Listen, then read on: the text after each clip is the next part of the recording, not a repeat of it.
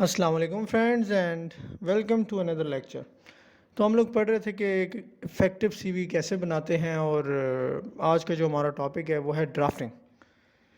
تو چلیے ڈرافٹنگ شروع کرتے ہیں، لیکن اس سے پہلے اگر آپ نے میرے چینل کو سبسکرائب نہیں کیا تو سبسکرائب کر دیں، اور یار ویڈیوز پہ لائک کر دیا کریں، کمنٹ کر دیا کریں، اور شیئر بھی کیا کریں اپنے دوستوں کے ساتھ۔ تو چلیں شروع کرتے ہیں drafting. Drafting. When you draft, you transform your plans, notes, outlines, and ideas into a communication. تو ڈرافٹنگ کا چلو مطلب پہلے جان لیتے ہیں۔ ڈرافٹ جو ہوتا ہے وہ یہ ہوتا ہے کہ ہماری کوئی بھی کام ہم کرتے ہیں تو ہم اس میں لکھ کے جو ہے ریکارڈ بناتے ہیں، تیاری جب کرتے ہیں تو جو فائنل رزلٹ سے پہلے جو ہمارا آؤٹ پٹ ہوتی ہے تو یا اسکیچ ہوتا ہے اسے ہم ڈرافٹ کہتے ہیں، ٹھیک ہے۔ تو جب آپ ڈرافٹ کرتے ہیں تو آپ اپنے پلانس کو ٹھیک ہے، اپنے نوٹس کو، جو آپ کے نوٹس آپ نے بنائے ہوئے ہوتے ہیں، اپنی آؤٹ لائنس کو، اپنے خیالات کو آپ ٹرانسفارم کرتے ہیں، آپ انہیں کنورٹ کرتے ہیں کمیونیکیشن کے اندر۔ کمیونیکیشن سے مطلب یہ ہے کہ آپ اس کو لکھ کے ایک پیج پہ اپنے پاس رکھتے ہیں، ٹھیک ہے۔ تو پھر بعد میں اسی ڈرافٹنگ کی وجہ سے، اس کی ہیلپ سے ہم جو ہے فائنل جو ہے رزلٹ نکال پاتے ہیں، ٹھیک ہے۔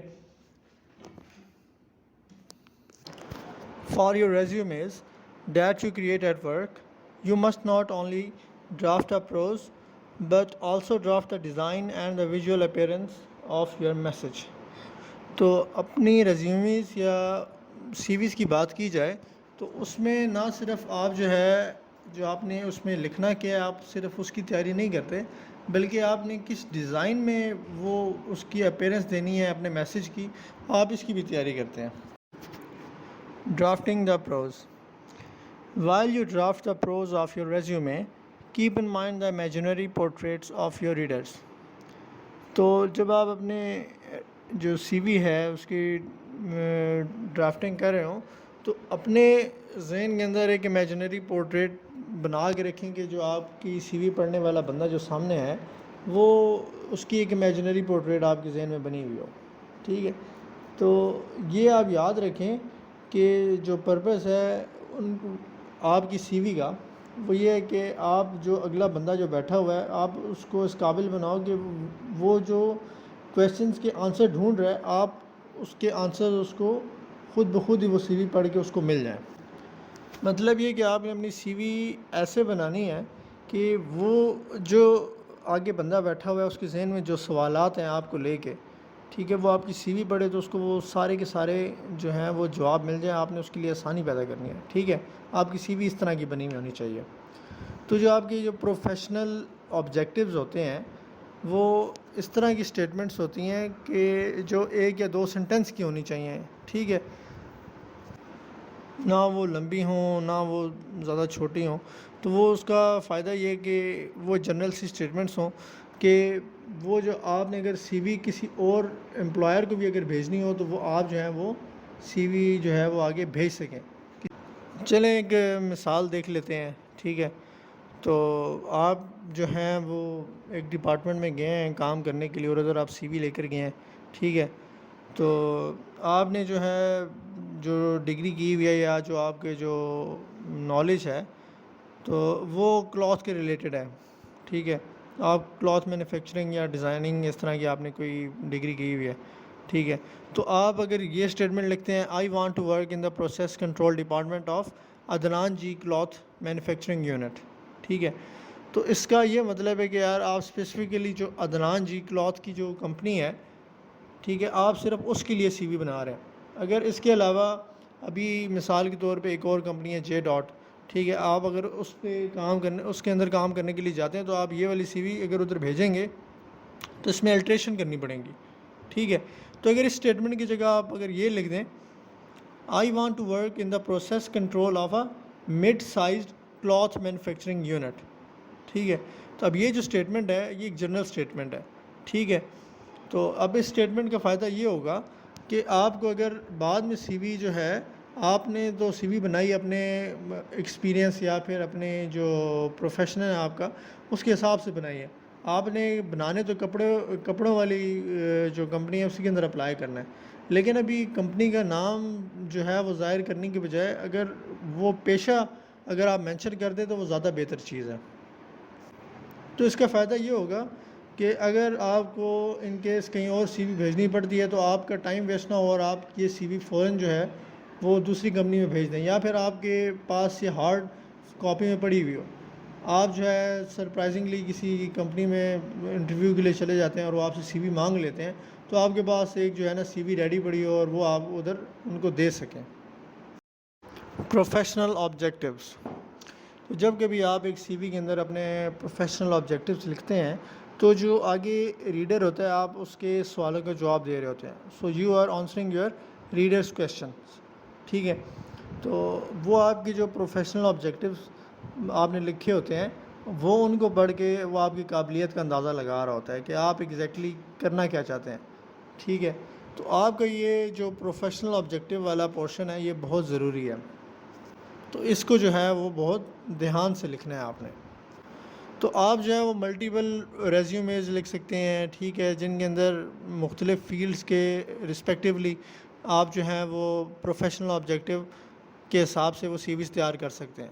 ٹھیک ہے, تو وہ ایک چیلنج ہے جو آپ فیس کریں گے اپنی سی ویز بناتے وقت اور اس کے اندر اپنا پروفیشنل آبجیکٹیو لکھتے ہوئے. اور وہ چیلنج یہ ہے کہ آپ نے جو اپنی جو پروفیشنل آبجیکٹیو لکھنا ہے وہ نہ آپ کا جنرل سا ہو نہ آپ کا بہت زیادہ اسپیسیفک ہو, neither too general nor too specific.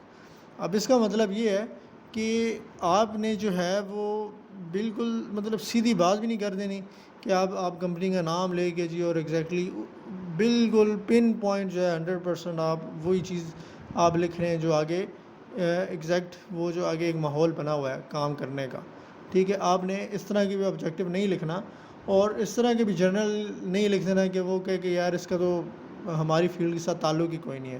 تو آپ نے جو آبجیکٹیو لکھنے ہیں وہ آپ نے اس طرح کے آبجیکٹیو لکھنے ہیں کہ اس سے اگلے بندے کو یہ اندازہ ہو جائے کہ یار یہ بندہ جو ہے ہماری فیلڈ میں چل سکتا ہے, یہ کام ٹھیک کرے گا ہماری فیلڈ میں.